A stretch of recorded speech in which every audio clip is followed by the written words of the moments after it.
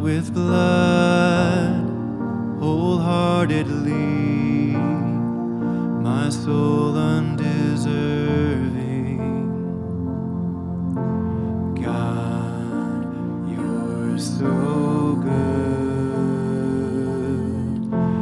God, you're so good. God, you're so good. You're so good to me.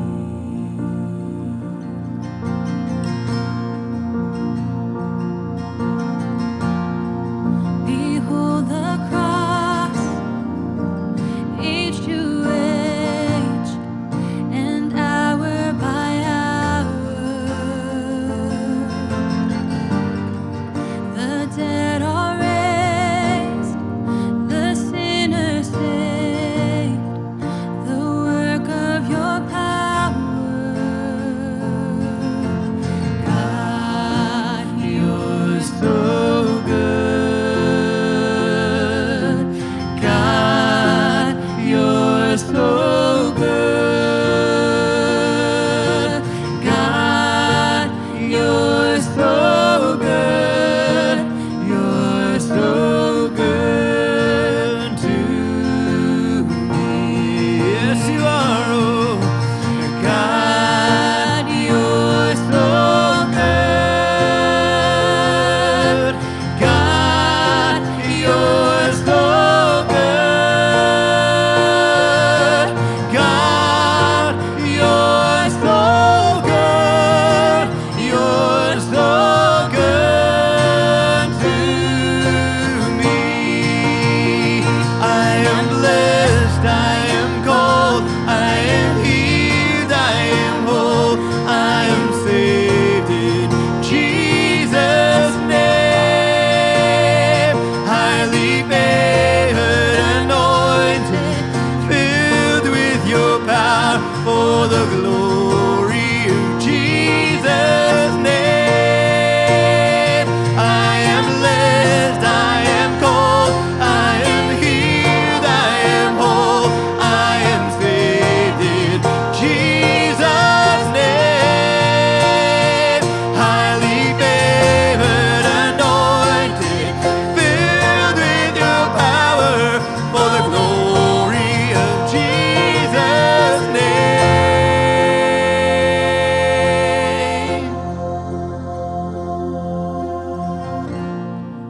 And should this life bring suffering, Lord, I will remember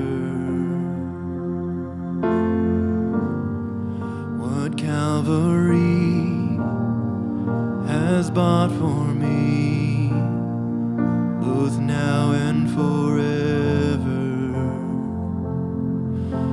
God, you're so good. God, you're so good. God, you're so good. You're so good to me.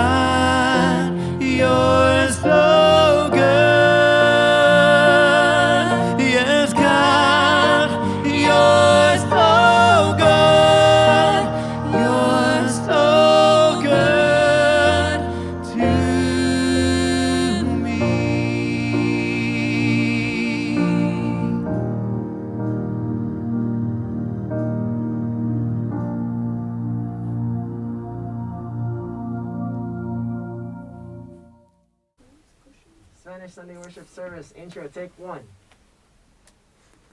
Hola a todos, bienvenidos a nuestro servicio. Aquí estamos sintonizando en la iglesia de Grace Point. Nos da mucho gusto que nos puedan acompañar. No sé si han mirado las noticias, pero ya estamos a punto de votar para uno de los candidatos que posiblemente será nuestro próximo presidente. Si pueden, vayan y voten. Aparte de esto, nos da gusto saber que para algunos el mensaje de la última semana fue una bendición, ya que puede ser que se sentían estresados por lo que está pasando con la pandemia y posiblemente también la salud y seguridad de sus familias. Hermanos, gracias por compartir sus oraciones con nosotros y así podemos seguir orando por ustedes. Es bueno saber la continuidad de la Biblia como una historia y no nada más en partes. Estamos aquí aprendiendo del libro de Marcos cada semana, pero hermanos, que no sea el único tiempo cuando estudien la Biblia.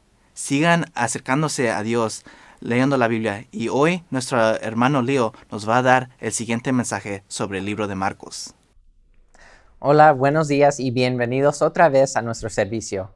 Por si no me han visto antes, mi nombre es Leo y hoy tengo el privilegio de traerles la palabra de Dios hoy. Continuamos con nuestro estudio del libro de Marcos y estamos en el capítulo 3.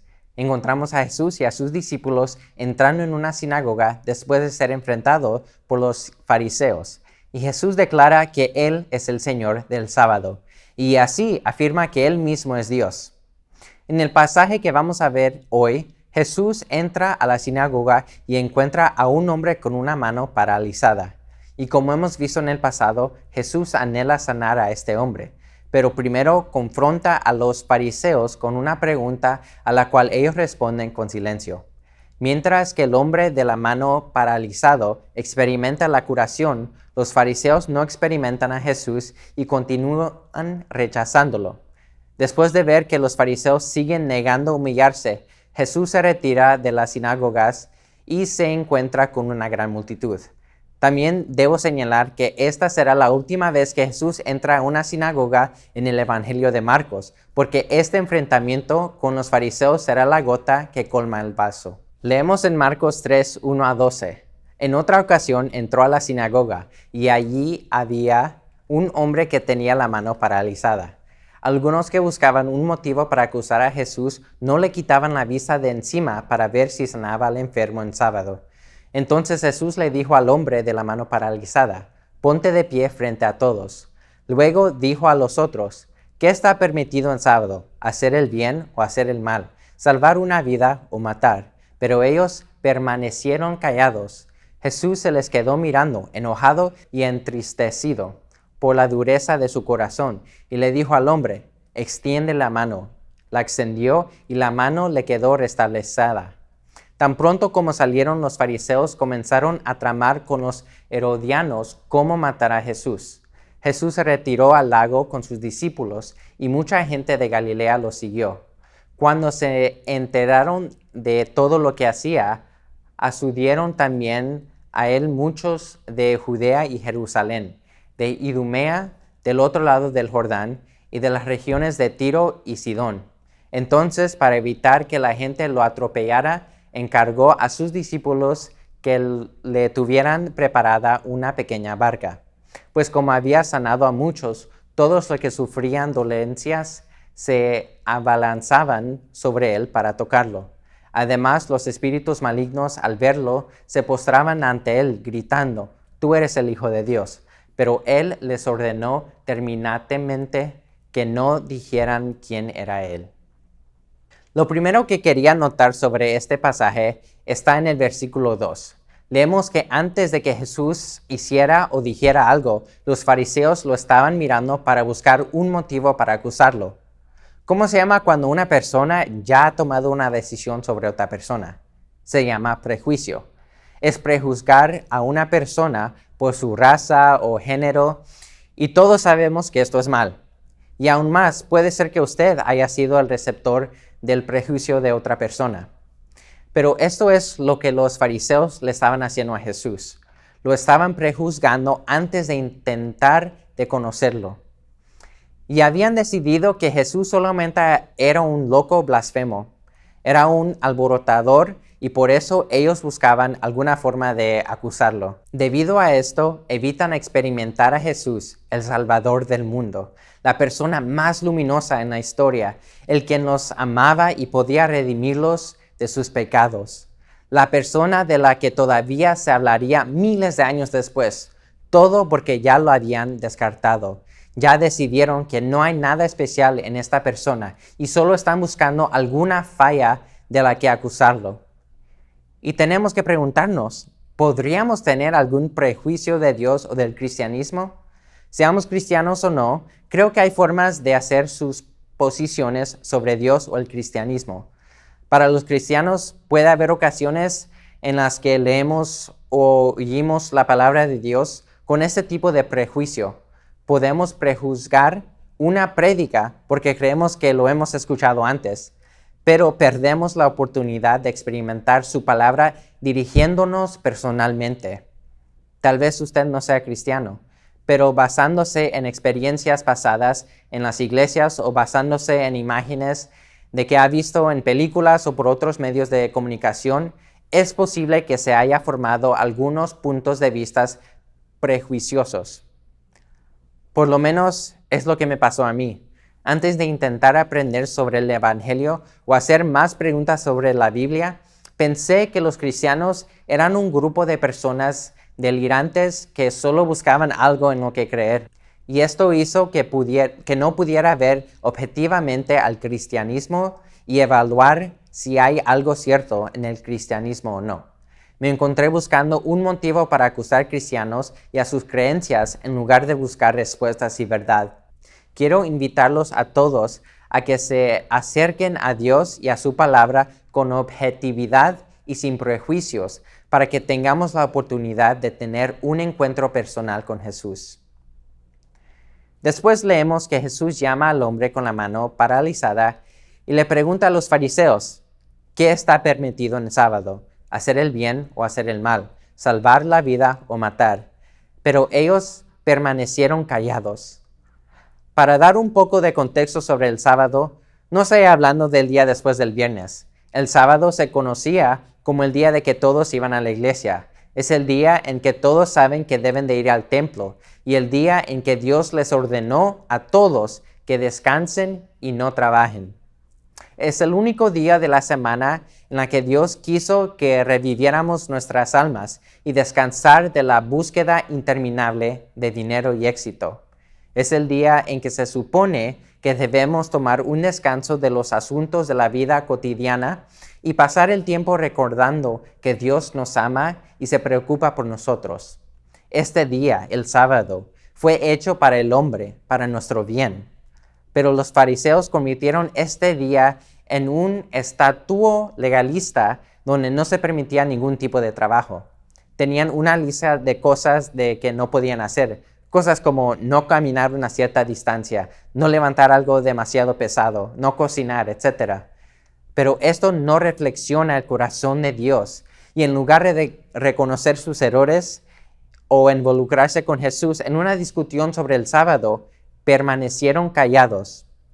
Y puede imaginar la mirada de estos hombres dignos, con ojos entrecerrados, mirando a Jesús con un propósito obstinado, negando a responder la pregunta. Es como cuando mi esposa y yo tenemos un desacuerdo sobre algo y empezamos a discutir y algún momento ella dice algo o me doy cuenta de que estoy equivocado y tengo la opción de humillarme y decir, ¿sabes qué? Estás en lo correcto, perdóname. Y eso es difícil y tengo que tragarme el orgullo y admitir que estoy equivocado. Todos los esposos, ustedes saben lo difícil que es esto. O puedo resistir. Los fariseos no querían humillarse. No querían admitir que estaban equivocados porque eran demasiadamente orgullosos. Así que se quedaron callados. Se negaron a discutir con Jesús y se opusieron contra él. Hay una advertencia para nosotros aquí. Como pueden ver, no soy tan mayor, pero aún así he visto personas que están a un paso de un avance espiritual o de una confesión, una disculpa o reconciliación. todo lo que tienen que hacer es dejar ir su orgullo y ego y simplemente abrir la boca, pero no lo hacen. Recuerdo que un muchacho que conocí en la universidad, yo lo había conocido durante varios años.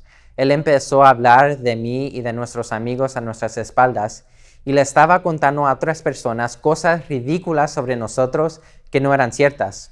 Nos sentamos en una banca afuera de nuestro edificio de apartamento y casi le suplicaba que viera lo que nos había hecho a mí y al resto de nuestros amigos.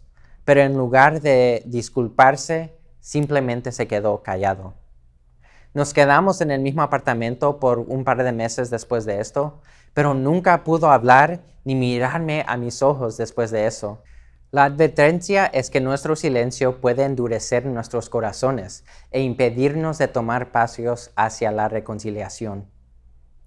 En el versículo 5 vemos la respuesta de Jesús al silencio de los fariseos. Jesús se les quedó mirando enojado y entristecido por la dureza de su corazón y le dijo al hombre, extiende la mano.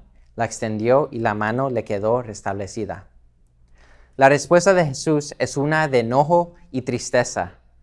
Creo que podemos entender por qué podría estar un poco enojado con ellos, pero es interesante ver a Jesús también entristecido por la respuesta de los fariseos. ¿Qué lección tenemos aquí? Creo que una cosa que nos muestra es que Jesús ama a los fariseos. Les quiero pedir que piensen en la persona que los ha amado más y la persona que se ha enojado más con usted. Y probablemente es la misma persona, su mamá. Al menos es cierto para mí. Cuando estuve enfermo, ella estaba atenta de mí. Si necesitaba ayuda con la tarea, ella haría lo que pudiera para ayudarme. Y siempre llegué a la casa de la escuela con una comida casera lista para mí. Pero al mismo tiempo, creo que nadie se ha enojado tanto conmigo igual que ella. Cuando no limpiaba mi recámara, o cuando me peleaba con mis hermanos, o cuando pierdo una llamada de ella, pero no se la regreso. Y es lo que me pasó esta semana, así que perdóname, Mom. De manera similar, el amor de Dios y el enojo de Dios van de mano a mano. No se enoja porque nos odia, sino que porque nos ama. No puede soportar vernos como el fariseo, permaneciendo callados en nuestro orgullo. Y aún así, Dios está un poco indefenso en esta situación. Desde la perspectiva del hombre de la mano paralizada, Jesús entra a la sinagoga, se da cuenta de su condición, lo llama, el hombre responde y Jesús lo sana. Sin embargo, para los fariseos, ellos vienen buscando un motivo para acusarlo. Le responden con silencio y sus corazones endurecen. No se conmueven ni se ven afectados. En lugar de ver este evento como un milagro, alegrarse y alabar a Dios, el texto nos dice que comienzan a planear cómo van a matar a Jesús. Jesús podía curar una mano paralizada con una palabra, pero no podía cambiar los corazones endurecidos de los fariseos. Eso nos muestra que aunque Dios es todopoderoso y puede curar todas las enfermedades del mundo, puede crear el universo con una palabra, no nos obligará ni dominará para relacionarnos con Él. Dios respeta nuestra dignidad y propia voluntad. En Apocalipsis 3:20 leemos, He aquí, yo estoy a la puerta y llamo. Si alguien oye mi voz y abre la puerta, entraré, comeré con él y él conmigo. Jesús no entra en nuestras vidas a las fuerzas. Él llamará y esperará, pero finalmente nos dará la libertad de rechazarlo.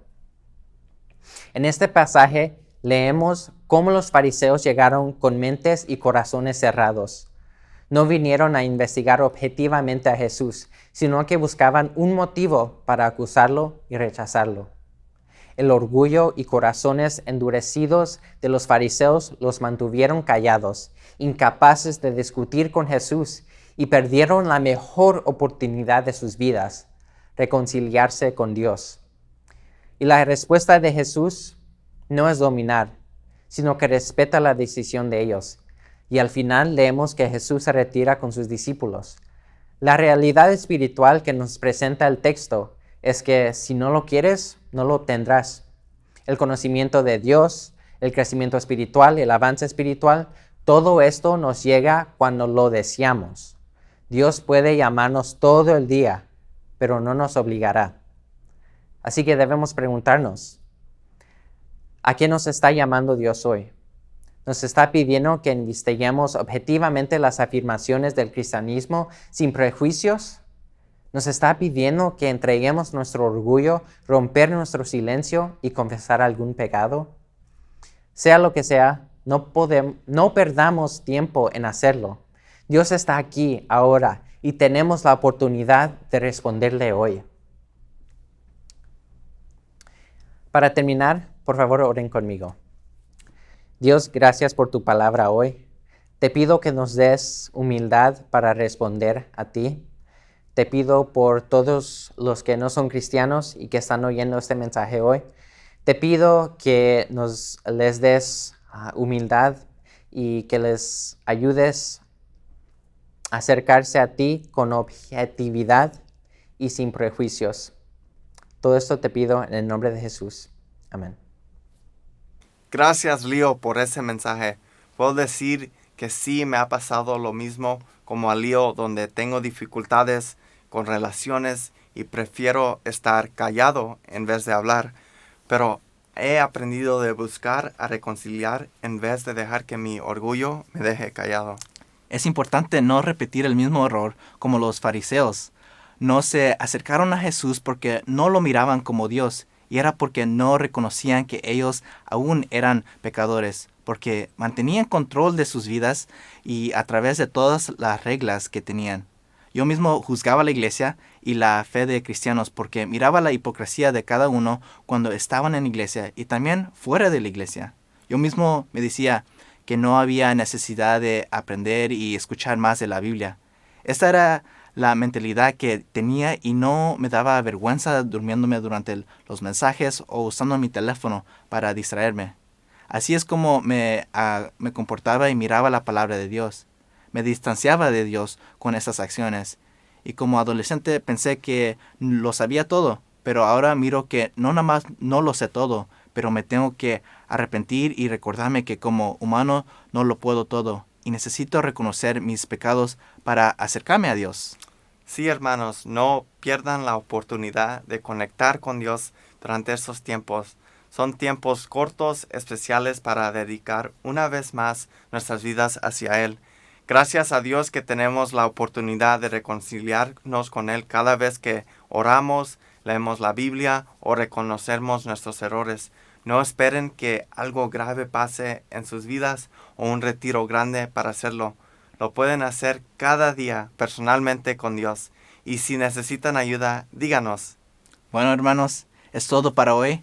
Esperemos que hayan podido disfrutar de este mensaje y puedan aplicar alguno de estos puntos que hablamos hoy.